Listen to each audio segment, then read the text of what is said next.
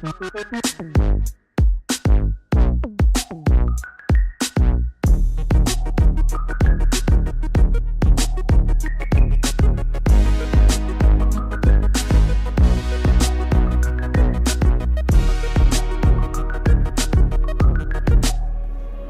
what is up guys, MKBHD here, and this is the OnePlus 5. And just like every smartphone in the past 3 years, there's been leaks, there's been rumors, there's been renders, there's been speculation, but now it's real, it's here in the flesh, and this is everything you need to know. So OnePlus's history is actually pretty limited, and they're a young, small company.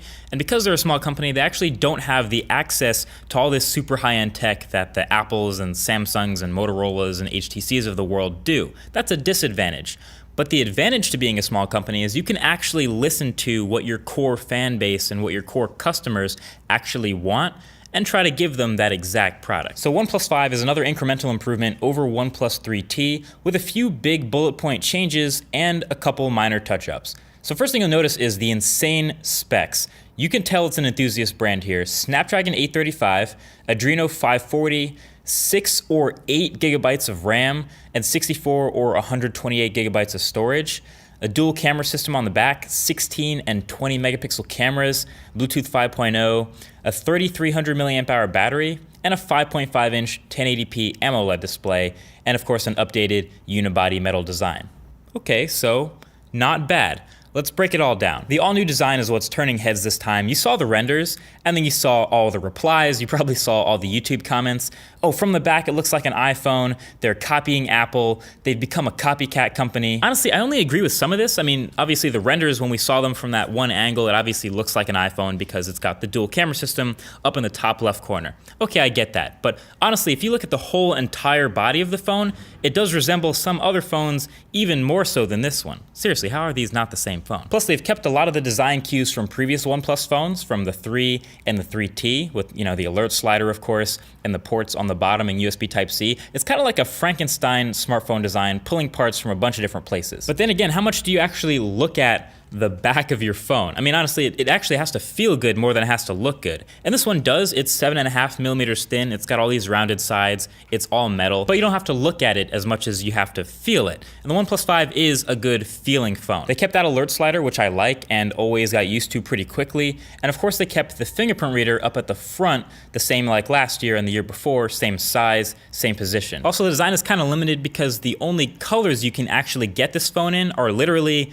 black and almost black, which I love matte black, that's great, but obviously if you want some variety, you can grab a skin. I'll link to these below. It's a D-brand skin, and that's easily my favorite way to add color to it without adding the bulk of a case. I highly recommend them. So this does mean you're not getting the big bezel-less displays that a lot of phones have been moving to this year, and that we expected of the new iPhone and the new Pixel, etc. We still have some pretty thin side bezels here, but it's definitely not quite the same effect. I actually found it interesting that in the Verge's exclusive video of like the making of this phone that they dropped yesterday, they actually admitted like they would have liked to have done something like an infinity display or a bezel-less screen, but they just don't have the tech to do it. That's another disadvantage of being a small company. Now, the dual camera system on the back, before we even get to photo quality, is already pretty interesting. First of all, it's the headlining new feature. It's on the box, right, twice, so it's clearly what they want you to focus on, no pun intended. But it is a 16 megapixel f1.7 primary camera with electronic image stabilization, and then a 20 megapixel f2.6 telephoto camera as a secondary. On paper, that looks pretty good. And then when you open up the new camera app, you'll notice it is a blatant copy of the iPhone camera app. No doubt about that. The 1x to 2x button for switching between the lenses is there, settings in the strip on the left, shutter button on the right. It's pretty basic. And then the slider, of course, between the 1x and the 2x when zooming in. It's definitely a copy here. No one can really deny that. Here's the thing. I've always said, I don't really mind if you copy stuff, but if you're going to copy something, copy the good stuff. So if you're going to copy the iPhone, one of the best and most popular phones out there, then yeah, sure, copy the camera, copy the fingerprint reader. Don't copy the bad stuff. Don't copy like Siri or something. Bixby. So this 1x to 2x button and the slider and everything in the camera, it's kind of the best way to do it. So I don't mind that being a copy at all. So how are the photos? Well, they're pretty good. There's no doubt that the sensor is capable of some pretty great clean photos again. I wish it had optical image stabilization, but essentially this camera is a hit or miss experience. I've been taking photos with this camera for more than a week now, and in just like everyday scenarios, and a lot of them turn out really nice. Some of them though, you'll notice, turn out a little weird. Dynamic range is pretty much always great. Snapdragon 835 can handle taking multiple exposures at the same time, so you'd expect it to be great. And detail is pretty much always on point. The center of the frame and whatever's in focus is always sharp. Colors and image processing were pretty average. I feel like nothing was pushed too far in contrast or saturation, except maybe the reds a little bit, because sometimes they got oversaturated, but otherwise it's pretty subjective whether you like the look of a photo or not. I think objectively, it'll score high on camera benchmark tests because it's very fast, very sharp, and has huge dynamic range, but side by side with the same shot from a Pixel or an iPhone, it could be a toss-up, which is quite good for a phone at this price. And then there's the portrait mode from the secondary telephoto camera. Honestly, overall, this wasn't any better than the same attempts from the iPhone 7 Plus, but also not worse. It kind of struggles with complex edges, but for the most part, it does a good job blurring backgrounds. Obviously, it does a much better job on humans than it does on less predictable, less portraity subjects, and it still has some weird halo effects near the edges, but just overall, it doesn't quite match having a naturally shallow depth of field, obviously. So if you're into it, you can use it. I think it'll get better with time with software updates like Apple's has. You know, Apple's was awful when it first came out and was in beta, but it's learned and it's gotten better over time with portraits, and I think this one will too. But right now, it's right in line with what we've already seen, so nothing super new here. Also, you might be wondering why the secondary telephoto sensor with the worst aperture gets the 20 megapixel sensor while the primary gets the 16 megapixel. But their logic for that is pretty simple. It's that when you're doing all that zooming and you go way zoomed in, you're using all the data from the telephoto sensor, so you want it to be a higher resolution, so makes sense. So beyond the design and the camera and the specs, a couple more minor things are new, and a lot of the rest is the same stuff we've seen from previous OnePlus phones. It's great stuff, but it's the same stuff. So battery here is 3,300 milliamp hours, so not bigger. It's actually 100 milliamp hours smaller than the 3T. But the battery life is about the same. It lasts comfortably all day thanks to the chip and the display.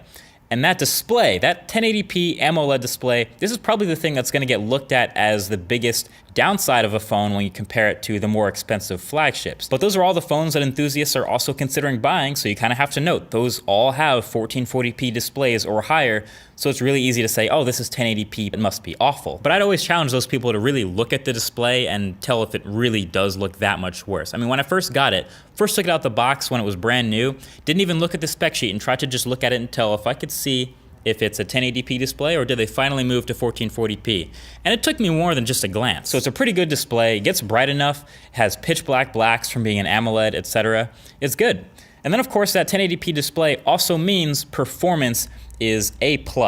A Snapdragon 835 with the Adreno 540 and 8 gigs of RAM, of course, all pushing near stock Android on a 1080p display. It better not hiccup. This thing flies through Android, and that's its biggest asset, I think, super smooth performance. Tons of apps stay in memory for a long time, haven't had any memory leak issues, and that's credit to OnePlus keeping the same software philosophy again, near stock Android with a couple of improvements. No skin really, no big overlay, just a couple tweaks thrown in here and there in the settings that they believe will improve the experience. So you can do things like switch between the off-screen or on-screen buttons again with OnePlus 5. You can still mess with the shelf to the left of the home screen by adding widgets to it or messing with the built-in widgets that OnePlus includes, or you can disable it completely, your call. And there's also now a gaming do not disturb mode, which halts all banner notifications from popping up when certain apps, like games, are open. The camera app now has a pro mode, which lets you go full on with manual mode for everything, you know, aperture, focus distance, white balance, ISO, etc. And it shoots RAW, and it even has the level and a live histogram for exposure. The extended screenshot mode is pretty cool. You start the extended screenshot mode, and it literally starts scrolling infinitely until you tell it to stop, and then that's where the screenshot ends. It's pretty intuitive and it's just kind of fun to watch. It's well done. Dash charging is still awesome, so if you're a super heavy user and you get through this whole thing in a day, it recharges as fast as any other smartphone out there. Bluetooth 5.0 is on board, NFC is not skipped this time. The vibration motor is a lot stronger and louder and more noticeable, so if you're into that, that's important. And the microphones are also improved now too, so for recording video in super loud environments, these will do better. So is the OnePlus 5 worth your money?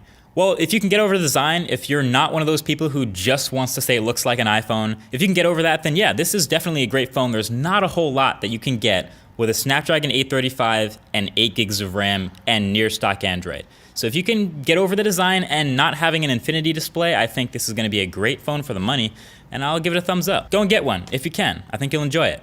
But that's pretty much it. Thank you for watching. I'll talk to you guys in the next one. Peace.